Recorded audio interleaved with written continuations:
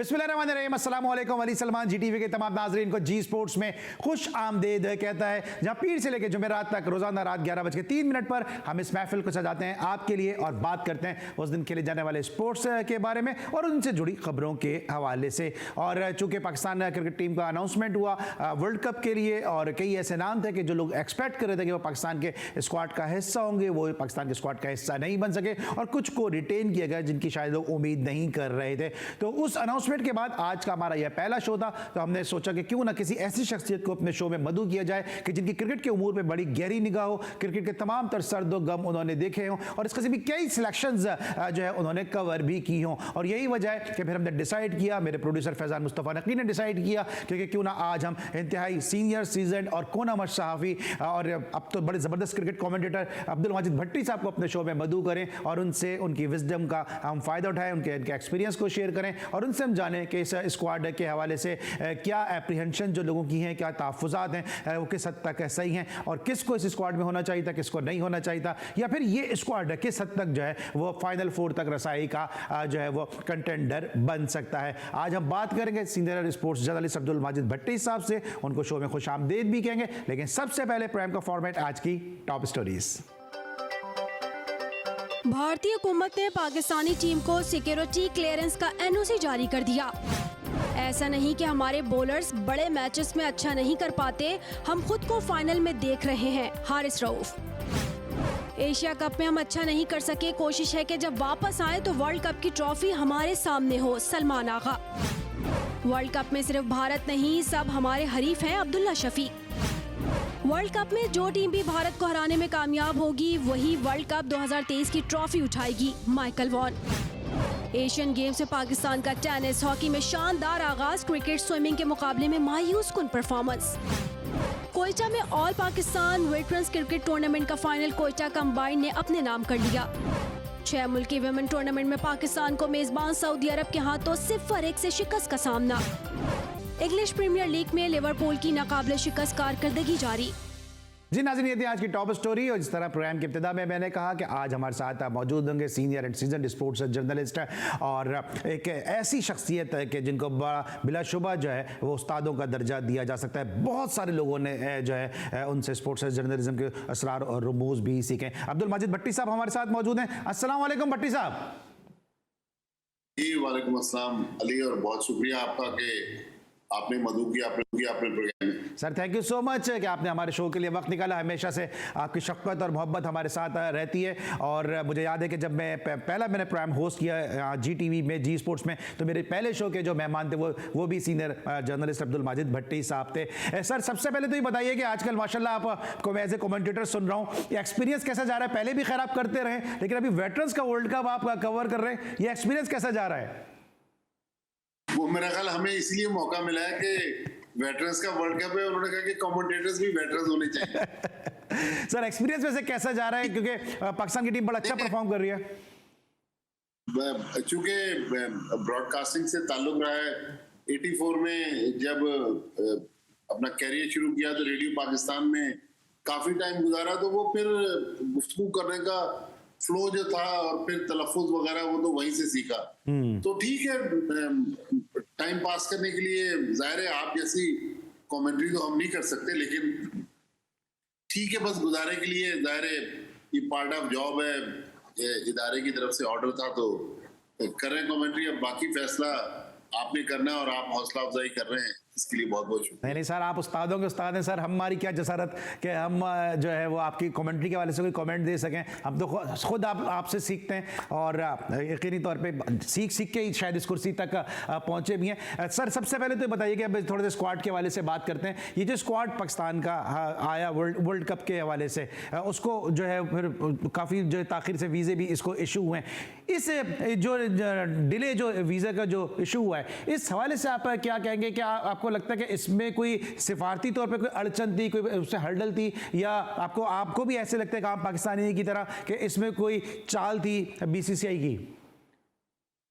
देखिए, पाकिस्तान टीम जब भी इंडिया जाती है, इवन 2017 में वर्ल्ड जूनियर स्क्वाश चैंपियनशिप के लिए पाकिस्तान स्क्वाश टीम ने जाना था, उसको वीजे नहीं जारी किए गए। फिर शायद 2018 में पाकिस्तान की रेसलिंग टीम ने किसी इंटरनेशनल इवेंट के लिए जाना था, उसको भी वीजे नहीं मिल सके। 2016 में मैं भी गया था T20 वर्ल्ड कप के लिए, उस वक्त ये बिल्कुल लास्ट मिनट पे पाकिस्तान को इस बार की तरह वीजे जारी हुए, बल्कि अब से तकरीबन कोई 40-45 मिनट पहले पाकिस्तान क्रिकेट बोर्ड तस्दीक कर रहा है कि पासपोर्ट जो है वो पीसीबी के जो लोग थे उनके हैंडओवर कर दिए गए। तो मेरे ख्याल में चले दोनों मुल्कों के दरमियान जो क्रिकेट के रवाबित हैं, दो तरफा रवाबित तो नहीं बहाल हो रहे। इंडिया तो वो तो इंटरनेशनल इवेंट्स में भी पाकिस्तान आने के लिए तैयार नहीं है, लेकिन पाकिस्तान ने बड़े दिल का मुजाहरा किया है। अब ये कि वहाँ पाकिस्तान की टीम जा रही है, अगर टीम अच्छा परफॉर्म करेगी तो फिर ये है कि हमारे जो करोड़ों लोग हैं उनको भी खुशियां मिल सकेंगी। लेकिन मेरे ख्याल में थोड़ी सी बेहतर टीम सिलेक्ट हो सकती थी, लेकिन शायद सिलेक्टर्स सजा और जजा पर यकीन नहीं रखते। कुछ लोगों के लिए तो ऐसे कानून है कि एक मैच या 2 मैच की परफॉर्मेंस पर उनका पता साफ कर देते हैं, और कुछ प्लेयर ऐसे हैं जो 12-12, 14-14 मैचेस में अंडर परफॉर्म करते हैं, लेकिन जब भी 11 बनती है सबसे पहले उनका नाम नजर आता है। तो मेरे ख्याल में इस तासुर को जाहिर करने की जरूरत है। ठीक है, अच्छा सर, वापस जरा मैं वीज़ों के इशू की तरफ आता हूँ कि अब जिस अंदाज में पाकिस्तान की टीम को वीज़े मिले, काफ़ी ताख़ीर से पाकिस्तान को वीज़े मिले, पाकिस्तान को जाते फिर न्यूजीलैंड के खिलाफ वार्म अप मैच भी खेलना है, और वो बड़ा क्लोज मैच इसलिए होगा, क्लोज डोर मैच इसलिए होगा क्योंकि आम तमाशाई को उसमें स्टेडियम में आने की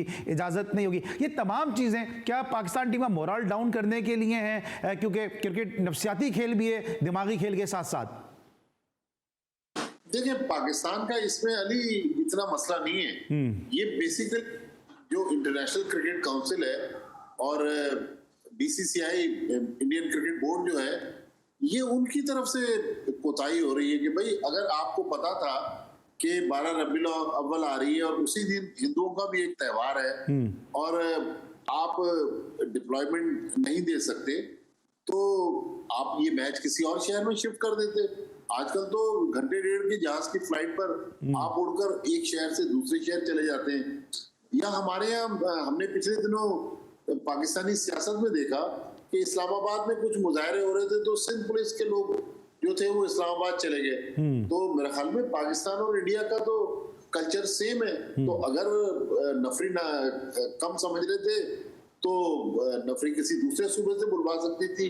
ज़ाहिर है सेंट्रल में तो बीजेपी की हुकूमत ही है, लेकिन पाकिस्तान को मेरे ख्याल में अब वीजे के इशू भी पाकिस्तानी प्लेयर्स का मसला नहीं है, क्राउड आ रहा है नहीं आ रहा, लेकिन पाकिस्तान को अब फोकस करना चाहिए अपनी परफॉर्मेंस पर। अब एशिया कप में जो हो गया, प्लेयर्स अनफिट हो गए, वो सब पीछे रह गया। लेकिन अब पाकिस्तान टीम को आगे सोचना चाहिए।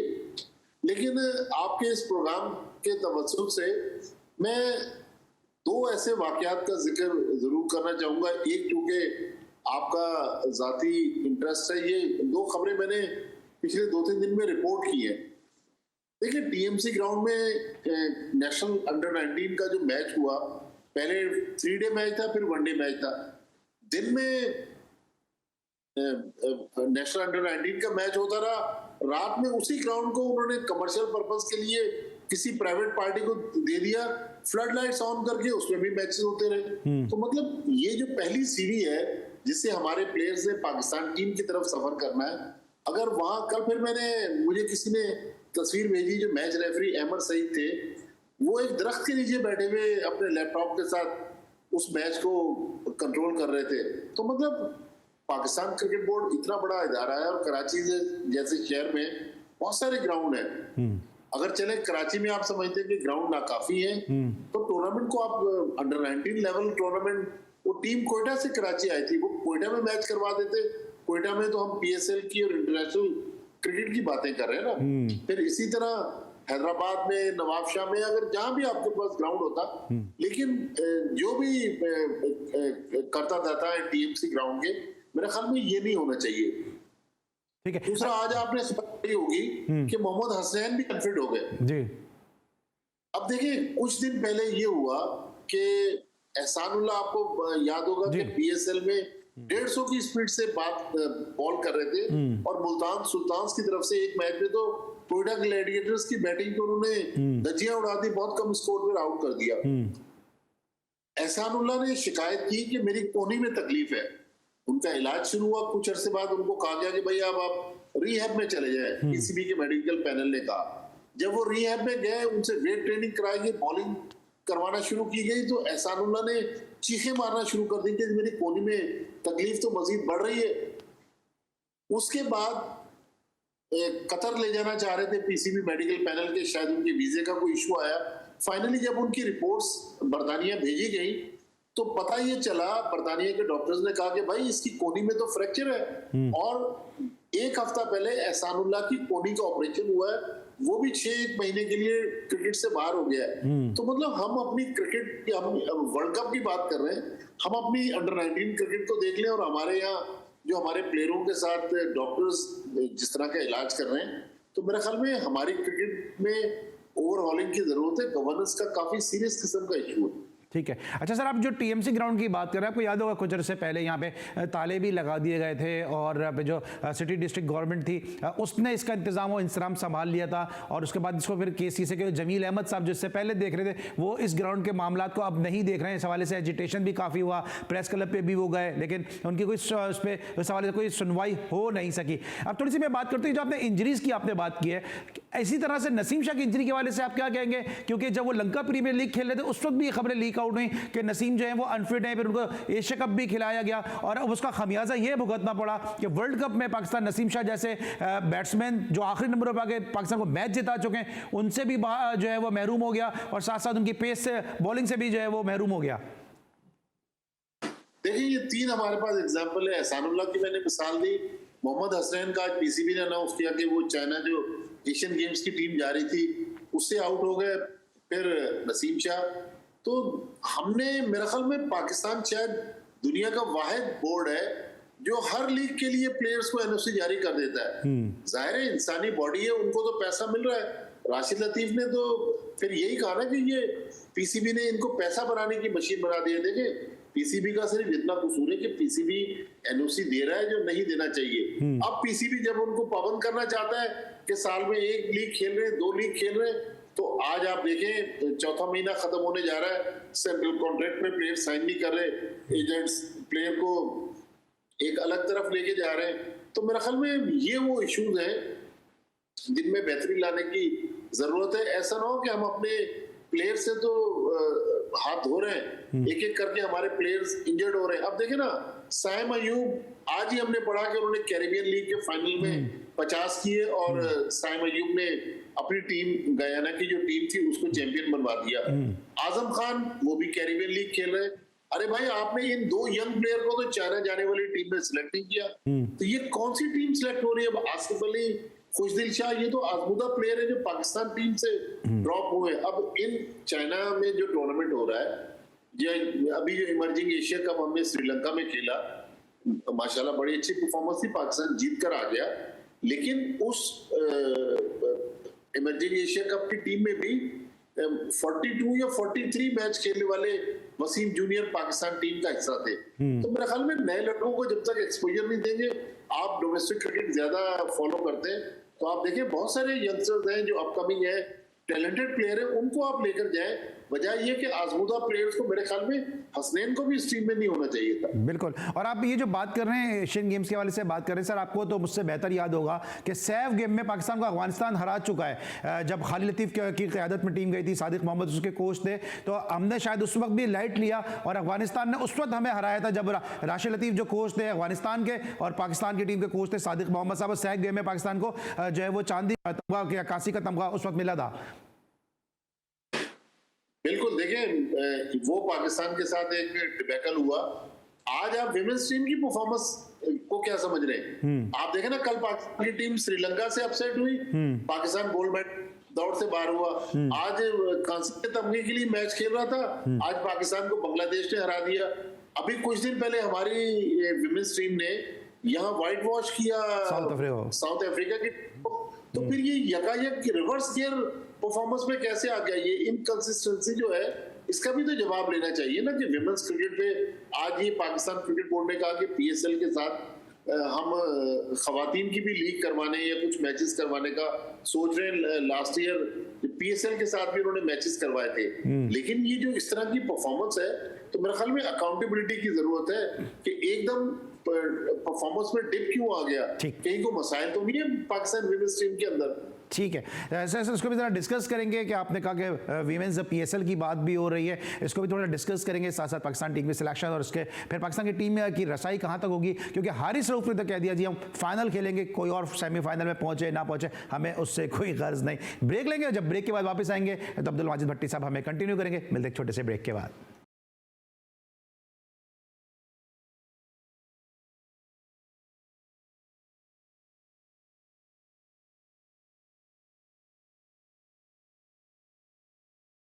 Welcome back after the break. और ब्रेक पर जाने से पहले हम बात करते हैं पाकिस्तान क्रिकेट बोर्ड के हवाले से, सिलेक्शन के हवाले से। सर सबसे पहले तो बताइए कि सिलेक्शन के हवाले से आप किस हद तक मुतमईन है कि ये टीम जो है सेमीफाइनल तक रसाई हासिल कर सकेगी, क्योंकि बहुत सारे लोग ये बात कर रहे थे कि अबरार को जो है वो इब्तदाई स्क्वाड में होना चाहिए था, उनको प्लेइंग रिजर्व में नहीं होना चाहिए था, जिस अंदाज से जो है वो शादाब से परफॉर्मेंस नहीं हो रही थी, और अगर उसामा मीर इतने ही अच्छे थे तो फिर उसामा मीर को एशिया कप में मौके क्यों नहीं दिए गए, और फिर जो है अबरार की जगह फिर ज़रूरत जो थी वो पाकिस्तान की टीम में शायद ज़्यादा थी रादर देन इसके कि उनको रिजर्व में रखा जाए। देखिए मैंने प्रोग्राम के शुरू में भी कहा कि मैं तो इसी पे बिलीव करता हूँ कि सजा और जजा का निजाम होना चाहिए। अगर कोई लड़का परफॉर्म नहीं कर रहा तो उसको आप बिठा दें, चले फखर बैटिंग में उसकी ऐसी परफॉर्मेंस है कि फखर को आप थोड़ा सा लिबर्टी दे सकते हैं, लेकिन शादाब की जिस तरह की परफॉर्मेंस है, फिर आप खुद ट्रस्ट नहीं कर रहे उसामा मीर पे, तो मेरे ख्याल में स्पिन बॉलिंग में आपको एक मैच विनर चाहिए। अगर आप ये समझ लेंगे कि भाई यही हमारे मैच विनर है, तो आपको याद होगा कि 1992 जो वर्ल्ड कप जो था जो पाकिस्तान ने जीता, वकार यूनुस अनफिट हो गए थे और लोग कह रहे थे कि बस वकार यूनुस तो पाकिस्तान की बॉलिंग की बैकबोन है, अब पाकिस्तान की टीम जो है वो तबाह हो गई और इकबाल सिकंदर उनके रिप्लेसमेंट के तौर पे गए, लेकिन पाकिस्तान ने वो वर्ल्ड कप जीत लिया। लिहाजा जब आप डरेंगे कि भाई यही प्लेयर हमारे मैच विनर है, तो प्लेयरों का भी उनपे भी प्रेशर बिल्ड होगा।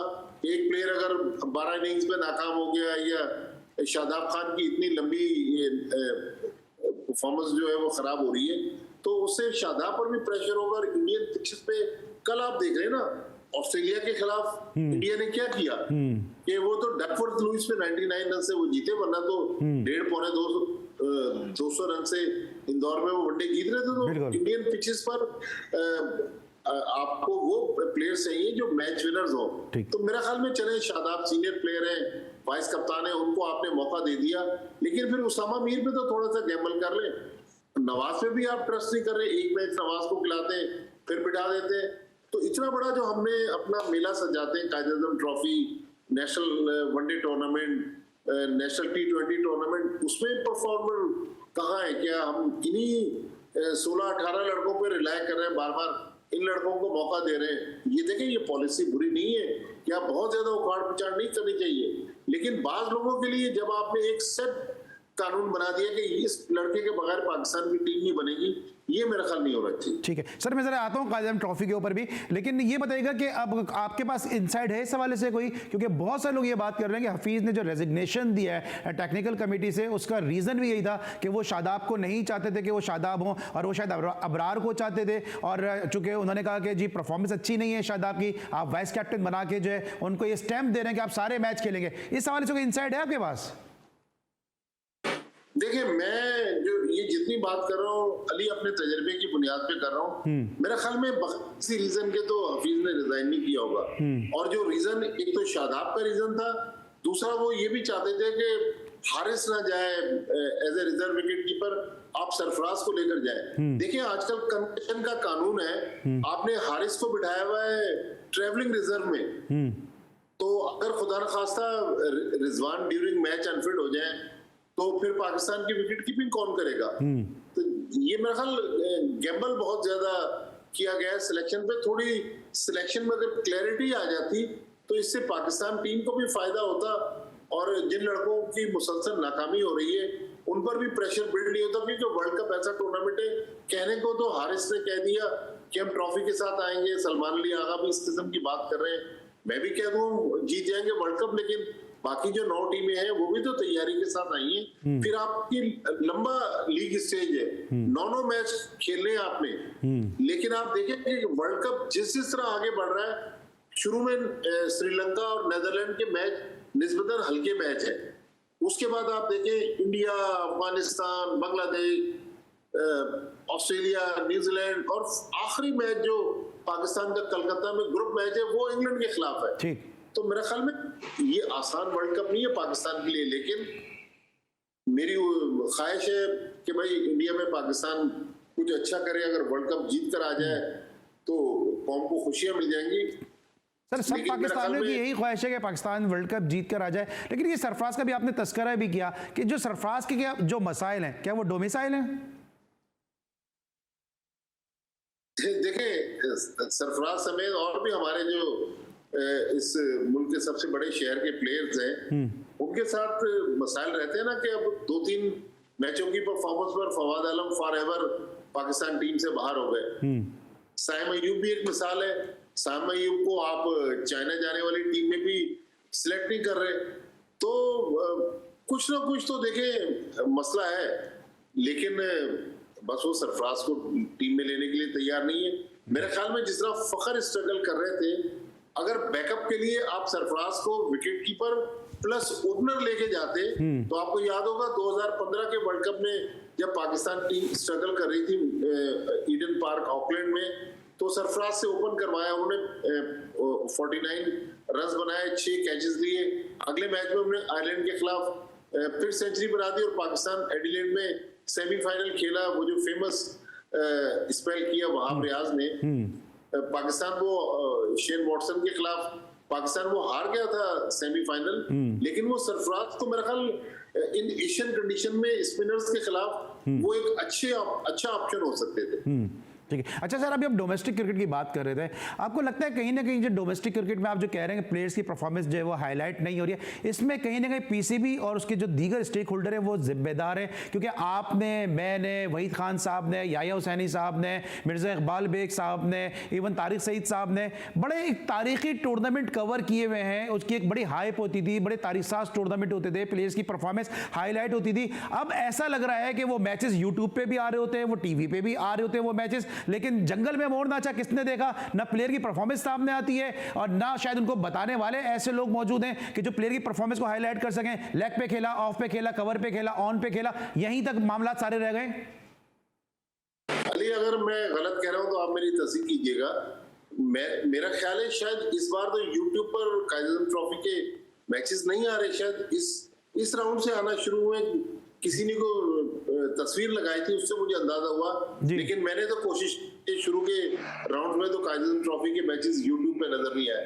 लेकिन जो हम 2014 के कॉन्स्टिट्यूशन को बहाल करके इस साल पहले हमने रीजनल क्रिकेट स्टार्ट की है और उसके बाद हम डिपार्टमेंटल क्रिकेट भी अब बहाल करने जा रहे हैं, तो मेरे ख्याल में फिर इमरान खान का जो वो जो पॉइंट था कि भाई इस तर्ज की क्रिकेट जो है उससे दोस्ती यारियां जो है वो ज्यादा निभाई जाती हैं। तो मेरे ख्याल में अभी तक हमने काइजर ट्रॉफी के जो मैचेस देखे हैं उसमें वो हमें अट्रैक्शन नजर नहीं आ रही जिस तरह माजी में नजर आती रही। जिन मैचेस का आप जिक्र कर रहे हैं, दिन ब दिन लग रहा है कि हमारी डोमेस्टिक क्रिकेट डिक्लाइन की तरफ जा रही है। जिस प्लेयर का दिल करता है वो डोमेस्टिक क्रिकेट खेलता है जब वो टीम से बाहर होता है, जब वो टीम में अंदर आ जाता है फिर वो नहीं खेलता। मिसाल आप देखें शादाब खान ठीक है टेस्ट क्रिकेट नहीं खेलते, लेकिन जब आप 4 डे क्रिकेट खेलेंगे तो आपकी बॉलिंग में निखार आएगा। हो सकता है आपने टेस्ट क्रिकेट खेली हुई है, आपको दोबारा टेस्ट मैच के लिए कंसीडर करें। इस तरह आजम खान को हमने, मोइन खान के जो बेटे हैं, कैरिबियन लीग के लिए एनओसी दे दी हमने। साइम अयूब को अपने फर्स्ट क्लास क्रिकेट पे इंपॉर्टेंस दे दी।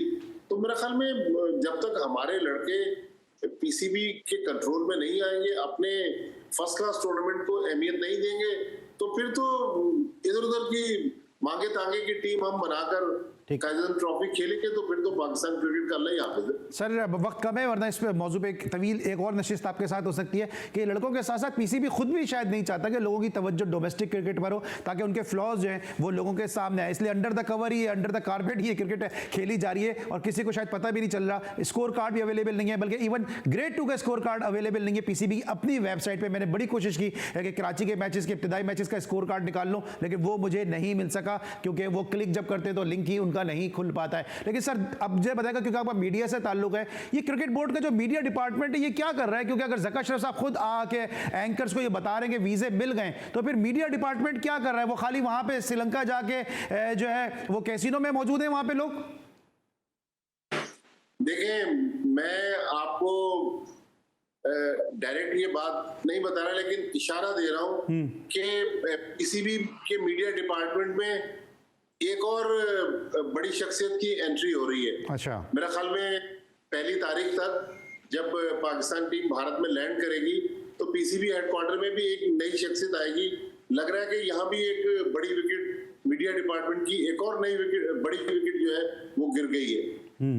सर आपको लगता है कि जैसे इतने बड़ा इवेंट है और कोई कोना मत साफ़ी वहाँ पे होना चाहिए था? बहुत सारे लोगों से ठीक है हमारे इख्तिलाफात भी होते हैं, आप जानते हैं, लेकिन जो उनकी प्रोफेशनलिज्म है उस पर कोई दो राय नहीं है। तो इस किस्म के लोग जो पीसीबी में वाबस्ता रहे पहले मीडिया डिपार्टमेंट से, अगर उनको वहाँ भेजा जाता रादर देन इसके कि हम यंग ब्लड को भेजते जो शायद इतने ज़्यादा तजुर्बेकार भी नहीं है इस फील्ड में। देखिए, उमर फारूक हमारे दोस्त हैं, उनके साथ एक वाकया हो गया। जाहिर है जब वाकया होगा तो मीडिया तो रिपोर्ट करेगा। तो मैंने पिछले दिनों उनको कुछ मालूम करने के लिए जब फोन किया तो 2-3 कॉलें की, उन्होंने मेरी कॉल अटेंड नहीं की। बाद में उन्होंने अपनी अंग्रेजी में मुझे मैसेज किया कि मैं आपकी क्या खिदमत कर सकता हूँ। और आज आप देखें कि बहुत सारी अपडेट्स आती रही वीजा के हवाले से। तो जो उनके मनपसंद सहाफी हैं, जिसके जरिए पीसीबी चेयरमैन और पीसीबी के कुछ अफसरान के खिलाफ भी कैंपेन चल रही है। तो मेरा ख्याल में ज़का साहब भी सीजन पॉलिटिशियन है, क्रिकेट में भी माजी में भी 17-18 महीने रहे, अब उनको तीसरा महीना स्टार्ट हो गया। तो उनको ये भी देखना चाहिए कि भाई पीसीबी मीडिया डिपार्टमेंट क्या डैमेज कंट्रोल कर पा रहा है? किसी शख्सियत के आने और जाने से क्रिकेट बोर्ड के उमूर जो है वो बेहतर अंदाज में चल रहे हैं। मेरे ख्याल में खासतौर पर वीजों का जो इशू था, इसमें तो सारे मीडिया को ऑन बोर्ड रखना चाहिए था। लेकिन वो तो जिन दोस्तों को बताना होता है वो तो डायरेक्ट उनको खबर दे देते हैं। लेकिन वो उनकी नजर में जो 3-4 लोग सहाफी हैं, बाकी तो चांगे मांगे हैं, उनकी तो कोई अहमियत ही नहीं है पाकिस्तान क्रिकेट में। लेकिन एक आप बात याद रखिएगा कि समीउल हसन से बड़ा तो वर्ल्ड क्रिकेट में भी मीडिया डिपार्टमेंट में काम करने वाला और जिससे पाकिस्तान क्रिकेट के लिए वाकई ठीक है। मुझे याद है कि आपके साथ भी उनके मसाइल रहे, वो नहीं होना चाहिए थे, हर सहाफी को रिस्पेक्ट देनी चाहिए थी, लेकिन वो भी अपनी सीट को नहीं बचा सके। लिहाजा अगर कोई समझ रहा है कि वो पीसीबी की वो लाल ईंटों की सीढ़ियां चढ़ गया है, तो ये सीढ़ियां जितनी ऊपर आसानी से लोग चढ़ जाते हैं, उतरने में भी इतनी तेजी होती है। लिहाजा इस बात का ख्याल कर लिया जाए कि भाई सबको एक ही लाठी से ना आके, वरना दुनिया बहुत छोटी है, फिर किसी और स्टेज पर, किसी और चौराहे पर हमारी और उनकी दोबारा मुलाकात हो सकती है। बिल्कुल। और सर आपने जो जिक्र किया मेरे ताल्लुकात का, मैं तो इसीलिए इस कुर्सी का तकाजा यही है, मैंने पहले इसीलिए कहा कि अगर हो सकता है किसी के साथ ताल्लुकात अच्छे ना हो, लेकिन उनकी प्रोफेशनलिज्म में कोई दो राय नहीं है। मैं तो पहले इसीलिए प्रेस किया समीउल हसन बर्दी साहब को। अब सर ये बताएगा कि जो टीम सिलेक्शन हुई है इसमें इंतजाम ने कहा हम कैप्टन की मर्जी की टीम दे रहे हैं, इससे बाबर पे कितना ज्यादा प्रेशर आ जाएगा कि हार हो या जीत हो जिम्मेदार सिर्फ बाबर होंगे?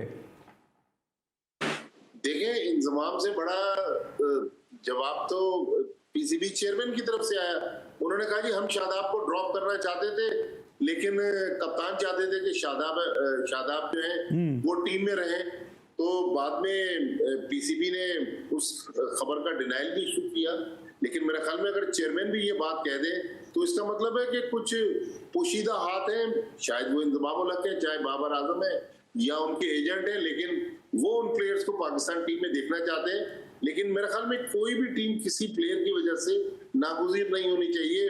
अगर कोई वाकई डिजर्व करता है तो उसको जरूर रखें, लेकिन अगर कोई अंडर परफॉर्म करता है तो सजा और जजा का जब तक कानून नहीं होगा तो उस वक्त तो प्लेयरों को भी फिक्र नहीं होगी कि हमने कहाँ जाना है और हमने टीम में जगह बना पानी है या नहीं बना पानी। बड़े बड़े प्लेयर्स पाकिस्तान क्रिकेट में ड्रॉप हुए और मैंने अपनी आंखों से जावेद मियांदाद को कराची में रोते हुए रिटायरमेंट लेते देखा। इंतजाम उल हक को 2007 में किंगस्टन जमैका में जब बॉब वुलमर का इंतकाल हुआ, उसके बाद जिम्बाब्वे के खिलाफ मैच में जब वो बैटिंग के लिए जा रहे थे तो रोते हुए गए। तो ये क्रिकेट जो है खुशियां भी बहुत देती है अली और रुलाती भी बहुत है। सर मेरे पास 20 सेकंड है, ये जो भी एजेंट का जो रोल है इस पर थोड़ा आपने जिक्र कर दिया। तो आप चूंकि कसीरुल इशात उर्दू रोजनामे से वाबस्ता है, मैं उर्दू कमेंटेटर हूं, तो ये एजेंट को जरा काबू में लाने के लिए क्या अब हम ऐसा नहीं कर सकते कि एजेंट को हम इंग्लिश में वर्ड इस्तेमाल करने के बजाय उर्दू में जो सही इसका मायने है वो अगर इस्तेमाल करना शुरू कर दें तो एजेंट को पता चल जाए कि वो असल में है क्या? देखिए वो टीवी पर वो अल्फाज कह नहीं सकते। नहीं सर, उर्दू में अगर हम कहना शुरू कर दें तो मेरे ख्याल में थोड़ा सा अपने लिमिट में आ जाए। लेकिन अली मेरे ख्याल में जो रोल प्ले कर रहे हैं ना पाकिस्तान में एजेंट, उससे क्रिकेट मसाइल पैदा हो रहे हैं और पाकिस्तान क्रिकेट भी गलत सिमत में जा रही है। और वो बहुत ज्यादा लोग नहीं है, अच्छे लोग भी हैं, लेकिन एक दो गंदे अंडे हैं जिनकी वजह से ये पूरी जो टोकरी है वो खराब हो रही है। लिहाजा पाकिस्तान क्रिकेट बोर्ड जितनी जल्दी चाहे उनको कंट्रोल कर ले, अदरवाइज मसाइल उनके लिए भी बढ़ेंगे। ठीक है, thank you so much sir, आप हमारे साथ आज मौजूद थे और पाकिस्तान क्रिकेट के मामलात के हवाले से सीनियर एंड सीनियर जर्नलिस्ट अपने ख्यालात का इजहार कर रहे थे। अब्दुल माजिद भट्टी साहब के साथ ये गुफ्तगू रही और आज का चूंकि हमने प्रोग्राम शुरू किया था वेटरन्स वर्ल्ड कप के हवाले से, तो बलूचिस्तान में वेटरन्स कोयटा वेटरन्स टूर्नामेंट खेला गया, इस हवाले से एक रिपोर्ट है, आइए देखते हैं। इस मरतबा मिड विकेट के ऊपर से शानदार छक्का। वेटरन्स क्रिकेट एसोसिएशन और महकमा खेल बलूचिस्तान के ताउन से कोयटा में 10 रोज से जारी all Pakistan veteran cricket tournament इख्तिताम को पहुंचा। टूर्नामेंट का फाइनल कोयटा के नवाब अकबर खान बुकटी क्रिकेट स्टेडियम में कोयटा कंबाइन और कोयटा पायनियर्स के दरमियान खेला गया। खेलों के मुकाबले करवाने वाले सेक्रेटरी खेल इसहाक जमाली और डायरेक्टर जनरल खेल दुर्रा बलोच भी मैदान में नजर आए। पहले खेलते हुए कोयटा पायनियर्स ने 6 विकेटों के नुकसान पर 20 ओवर्स में 201 रन बनाए, जिसे सनसनीखेज मुकाबला करते हुए कोयटा कंबाइन ने 20 ओवर्स में 7 विकेटों के नुकसान पर पूरा किया। टूर्नामेंट में हिस्सा लेने वाले खिलाड़ी काफी अरसे बाद मैदान में उतरकर खुश नजर आए। 20 साल के बाद अब मैं ग्राउंड में उतरा हूँ। क्रिकेट मैंने 2002 में छोड़ दी थी, तो ये बड़ा मुश्किल होता है, लेकिन चूंकि ये सारे साथियों को देखते हैं तो इनको देख के जो अपने हम उम्र हमसे भी इवन ज्यादा एज के हैं वो रेगुलर प्रैक्टिस में हैं, तो मोटिवेशन होती है। मसरूफियात हैं, ज़िंदगी है, हम कारोबार में लगे हुए हैं, मगर एक अच्छा इनिशिएटिव लिया कि ऑल पाकिस्तान टूर्नामेंट करवाया, जिसमें हमने भरपूर हिस्सा लिया और बहुत मज़ा आ रहा है मुझे, तो मैंने बहुत इंजॉय किया। टूर्नामेंट के मुंतजिम general secretary Balochistan veteran cricket association Mansoor Ahmed Khan कहते हैं कि सीनियर खिलाड़ियों के मैदान में आने से नौजवान खिलाड़ियों को मोटिवेशन मिलती है। हमारे जो जितने सीनियर प्लेयर थे वो जो ना घरों में बैठ गए थे, मोबाइल पर टीवी देख के उन्होंने अपने आप को ज़ाया कर रहे थे, तो हमने ये किया कि हमने उनको ग्राउंड में लेके आए, ताकि हमारे जो हमारे जूनियर्स हैं वो उनको मोटिवेशन हो, वो उनसे कुछ सीखें। टूर्नामेंट के इख्तिताम पर जीतने वाले खिलाड़ियों में इनामात भी तकसीम किए गए। कैमरामैन फतेह मोहम्मद के साथ बुशरा कमर, GTV न्यूज़ कोयटा। जी नाज़रीन, आपने बुशरा कमर की रिपोर्ट देखी वेटरन्स टूर्नामेंट के वाले से। आज प्रोग्राम का आगाज़ भी वेटरन्स वर्ल्ड कप से गुफ्तगू के साथ हुआ। अब्दुल माजिद भट्टी साहब हमारे साथ मौजूद थे और इख्तिताम भी वेटरन्स से ही करेगा ये नौजवान अली सलमान। कल तक के लिए इजाज़त दीजिए, अपना बहुत ख्याल रखिए, अल्लाह हाफ़िज़।